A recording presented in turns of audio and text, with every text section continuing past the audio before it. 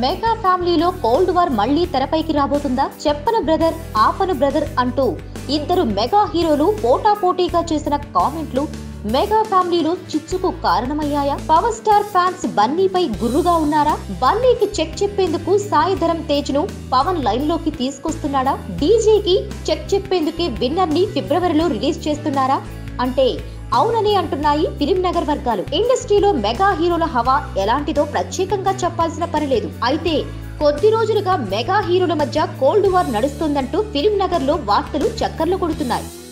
ఇది నిజమేనని సోషల్ మీడియాలో వార్తలు హల్చల్ చేస్తున్నాయి. సాయి ధరమ్ తేజ్ నటిస్తున్న తాజా చిత్రం ఫిబ్రవరిలో విడుదలవుతుందంటూ ఆ చిత్ర బృందం ప్రకటించింది. ఆ విడుదల తేదీ వెనుక పవర్ స్టార్ పవన్ కళ్యాణ్ హస్తం ఉందని ఫిలిం నగర్ లో గుసగుసలు వినిపిస్తున్నాయి.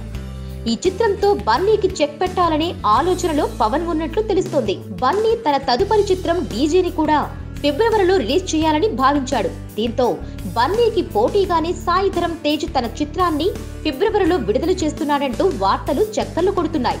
దీని వెనుక పవన్ ఉన్నాడని గుసగుసలు వినిపిస్తున్నాయి.